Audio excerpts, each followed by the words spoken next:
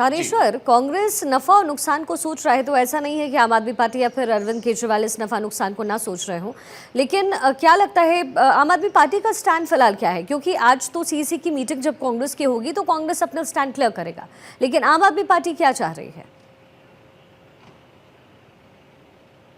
देखिए, आम आदमी पार्टी के अभी जो आला नेताओं से बात हुई है, चाहे सुशील गुप्ता हो या संदीप पाठक, उनसे जो बात हुई उन्होंने साफ शब्दों में कहा है कि इंडी गठबंधन के तहत राहुल गांधी ने जो ये इच्छा जाहिर की है कि मिलकर चुनाव लड़ा जाए, हम इसका स्वागत करते हैं, लेकिन हम पार्टी के अंदर संगठन में ये बातचीत रख लेंगे, संगठन जैसा कहेगा उसके बाद हम उसकी जानकारी पार्टी आलाकमान अरविंद केजरीवाल को दे देंगे। अरविंद केजरीवाल का जो आदेश होगा उसके बाद ही आगे तय किया जाएगा कि क्या हरियाणा में हम मिलकर चुनाव लड़ेंगे या नहीं लड़ेंगे। दूसरी तरफ जब भूपेंद्र हुड्डा से इस बारे में बात की तो भूपेंद्र हुड्डा ने इस मीडिया से कटते हुए कहा कि कोई जो पार्टी आलाकमान निर्णय लेगा वो मान्य होगा, लेकिन ऑफ द कैमरा उन्होंने साफ शब्दों में कहा कि हमने क्लियर शब्दों में पार्टी आलाकमान को कह दिया है कि इस समय हम 3 बार का जो इंटरनल सर्वे करा चुके हैं उसके अंदर हमें पार्टी आलाकमान हमें निकल कर आया है कि हम 55 सीटों पर हरियाणा में कांग्रेस विजयश्री प्राप्त कर रही है। ऐसे में यदि आम आदमी पार्टी को साथ लेकर हम चुनाव लड़ते हैं तो हमें फायदे की बजाय नुकसान होने की संभावना याद आए, क्योंकि जो कांग्रेस के नेता 90 की 90 विधानसभाओं पर अपनी बैटिंग कर रहे थे, अपने तरीके से अपना अपना काम कर रहे थे,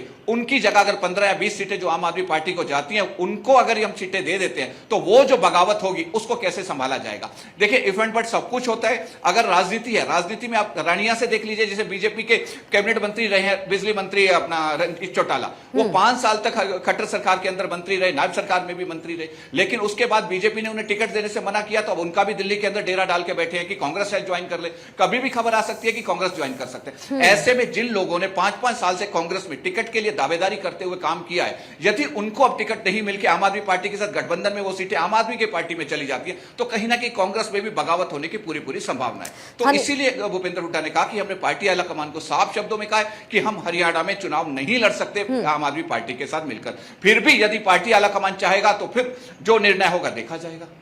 जी। अच्छा थानेश्वर, जरा ये बताइए कि अंदरूनी कलह तो वहां पर हरियाणा में कांग्रेस के खेमे में भी चल रही है और कमोबेश हर एक राज्य में ऐसा ही होता है जब टिकट वितरण का समय होता है। जम्मू कश्मीर में भी हमने देखा बीजेपी के खेमे में जो है हलचल नजर आई। तो हरियाणा में चुनाव को लेकर के, टिकट वितरण को लेकर के इस समय क्या कंडीशंस हैं? और अगर आज कांग्रेस आलाकमान ये तय कर लेता है कि आम आदमी पार्टी के साथ मिलकर के वो चुनाव लड़ेंगे और आम आदमी पार्टी की भी सहमति हो जाती है, तो फिर टिकट बंटवारे को लेकर के क्या फॉर्मूला अपना सकती है कांग्रेस? देखिए, अभी ये क्लियर शब्दों में नहीं निकल के आ रहा कि आम आदमी पार्टी को कितनी सीटें मिलेगी। अभी सूत्रों से जो निकल कर आ रहा है कि आम आदमी पार्टी ने 15 सीटों की डिमांड की है, जबकि दूसरी तरफ आम आदमी पार्टी के सूत्र ये कह रहे हैं कि हम 30 से 40 सीटें मांगेंगे क्योंकि हमने 50 की 50 सीटों पर तैयारी कर रखी है। सबसे बड़ी बात है कि आम आदमी पार्टी और कांग्रेस का गठबंधन कितने बाई कितने सीटों पर होता है, उसके बाद पार्टी के अंदर बगावत होना बिल्कुल पक्का है, क्योंकि जिन लोगों ने 5 साल से तैयारी कर रखी है वो बगावत करेंगे ही करेंगे। दूसरी तरफ अगर आप बीजेपी में देखें तो टिकटों को लेकर बीजेपी में भी यही काम चल रहा है। पिछले दिनों जिस तरीके से से पूर्व सांसद सुनीता दुग्गल को और अरविंद शर्मा को जिस तरीके से निर्देश किया गया कि आप विधानसभा चुनाव की तैयारी कीजिए, सुनीता दुग्गल को बीजेपी रतिया से और इसको अरविंद शर्मा को गोहाना से टिकट देने की बात कर रही थी, तो वहां पर दोनों का विरोध होना शुरू हो गया, वहां पर भी दोनों के पुतले फूके गए। तो वहां के लोकल नेताओं का कहना था कि 5 साल से हम मेहनत कर रहे हैं तो बाहरी नेता आकर हम पे हैवी क्यों होंगे। यही सेम चीज कांग्रेस के अंदर जाएगी। आप देख सकते हैं कि अगर हरियाणा का इतिहास उठाकर देखें, पिछली बार जब जेजेपी को जो बहुमत मिली थी, 10 सीटें जो जेजेपी जीत कर आई थी, वो वही नेता थे जो बगावत करके दूसरी पार्टियों से जेजेपी में शामिल हुए थे। जेजेपी का अपना कुछ ग्राउंड था ही नहीं, क्योंकि उसी समय जेजेपी पार्टी का गठन हुआ था। तो इस करके राजनीति के अंदर किसी भी समय कुछ भी संभव है। राजनीति में अगर जो व्यक्ति, आप खुद नेचुरल बात से सोचेंगे कि 5 साल तक आप मेहनत कर रहे हैं और आपको पार्टी टिकट ना देके किसी और को टिकट दे देती है तो बगावत के सुर होना बिल्कुल लाजमी है, क्योंकि कांग्रेस तो बगावत के लिए पहले से फेमस है। आपको पता है कि रणदीप सुरजेवाला, किरण चौधरी और शैलजा का गुट अलग काम करता था, भूपेंद्र हुड्डा का गुट अलग काम करता था। किरण चौधरी जाके बीजेपी में शामिल होगी, अभी भी शैलजा गुट और रणदीप गुट एक्टिव है। लेकिन जो सूत्रों से निकल कर आ रहा है कि गांधी परिवार का कोई बहुत नजदीकी व्यक्ति हरियाणा में एज ऑब्जर्वर आएगा, वो इन सबको एकजुट करने का काम करेगा। उसको सीधा फुल पावर दी जाएगी कि आपकी देखरेख में चुनाव लड़ा जाएगा, आप सबको एकजुट करवाएंगे और हरियाणा में विजयश्री हासिल करेंगे। अब देखना यह है कि गांधी परिवार किसको ऑब्जर्वर नियुक्त करता है, कब तक ऑब्जर्वर नियुक्त करता है, आम आदमी पार्टी से गठबंधन होता है कि नहीं होता, यह सब आज शाम की सीईसी की बैठक में फाइनल हो जाएगा। उसके बाद ही आगे की सारी रणनीति बन पाएगी। जी।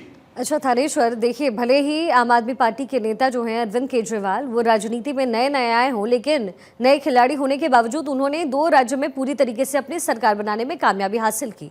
और चौंकाया उन्होंने तब जब गुजरात में 4 सीटें उन्होंने हासिल की थी विधानसभा चुनाव में।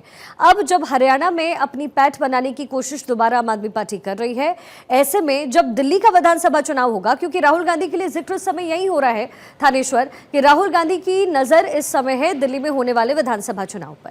यहां पर एकजुट करके आम आदमी पार्टी को या फिर कह सकते हैं अरविंद केजरीवाल को वो दिल्ली विधानसभा चुनाव में कुछ सीटें हासिल करने की ख्वाब देख रहे हैं, क्योंकि कांग्रेस दिल्ली में कम से कम इस समय पूरी तरीके से मर गई है।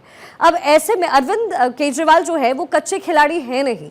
ऐसे में जब हरियाणा का चुनाव हो और दोनों के बीच गठबंधन हो तो ये बिल्कुल भी जरूरी नहीं है कि दिल्ली विधानसभा में भी अपने हाथ वो कड़े ना रखें। ऐसे में राहुल गांधी की इस रणनीति के पीछे वजह इसके इतर और क्या नजर आती है? क्या सीट शेयरिंग को लेकर के या फिर आम आदमी पार्टी की पैठ को लेकर के कोई जानकारी मिली है रिपोर्ट के मुताबिक?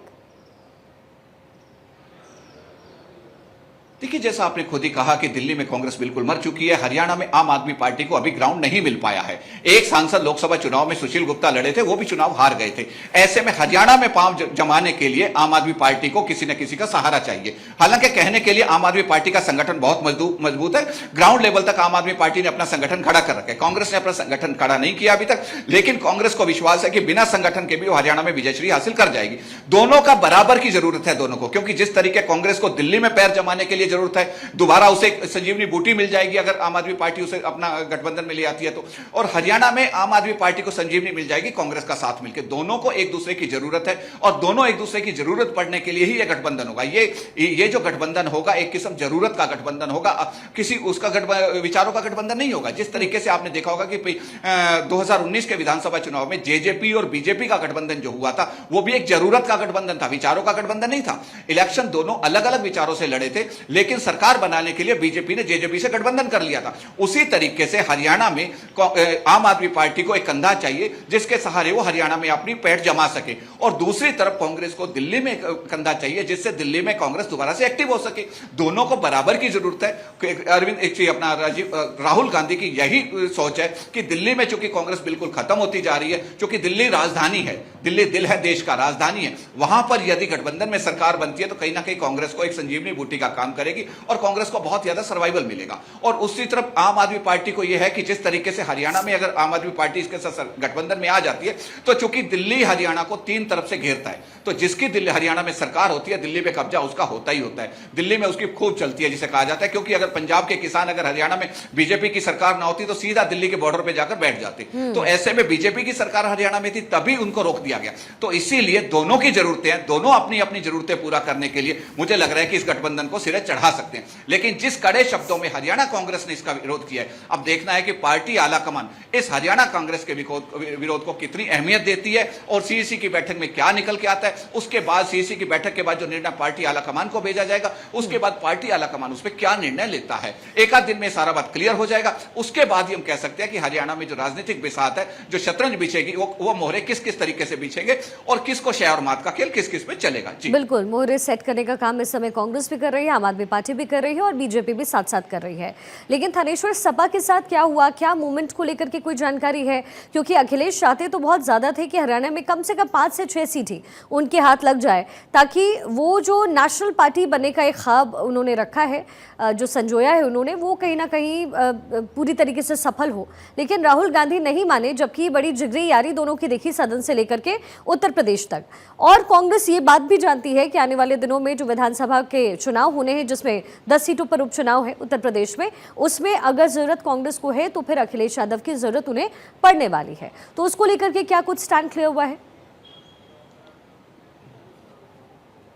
देखिए, अभी तक अखिलेश यादव ने जो राहुल गांधी से 5 सीटों की डिमांड की थी वो 5 सीटों से रिड्यूस होकर 2 सीटों पर आ गई है। अभी तक इस फाइल क्लोज नहीं हुई है। राहुल गांधी ने क्लियर शब्दों में कहा है कि मैं पार्टी में बात करके उसके बाद आपको बताऊंगा। और हरियाणा कांग्रेस ने भी 2 सीटों देने के लिए कोई मना नहीं किया। हरियाणा कांग्रेस ने जो अखिलेश यादव की पार्टी को ग्रीन सिग्नल दे दिया कि अगर 2 सीटें जो यादव बहुल्य क्षेत्र है उस साइड की अगर दे दी जाए तो हमें कोई एतराज नहीं है। लेकिन अभी तक अखिलेश यादव को मना नहीं किया राहुल गांधी ने। उन्होंने साफ शब्दों में कहा कि हमारे सर्वे चल रहे हैं, हम अपने हिसाब से इंटरनल देख के उसके बाद बात करेंगे। लेकिन चूंकि आम आदमी पार्टी सीटों की डिमांड ज्यादा कर रही है तो इसीलिए आम आदमी पार्टी का हरियाणा कांग्रेस विरोध कर रही है। लेकिन हो सकता है कि आने वाले दिनों में आपको यह भी सुनने को मिले कि अखिलेश यादव के साथ की पार्टी के साथ हरियाणा कांग्रेस गठबंधन में चुनाव लड़ रही है, क्योंकि जिस साइड की वो टिकटें मांग, 2 ही टिकटें, पहले 5 टिकटें मांगी उन्होंने, 5 सीटों के बाद वो 2 सीटों पर आ गए। अब 2 सीटें 90 सीटों में से कोई बड़ी बात नहीं रखते, क्योंकि 2 सीटें अगर दे भी जाती है तो 2 बंदों को तो कहीं ना कहीं एडजस्ट किया जा सकता है, लेकिन 15 से 20 सीटें अगर आम आदमी पार्टी को देती है तो उनको एडजस्ट करना मुश्किल है।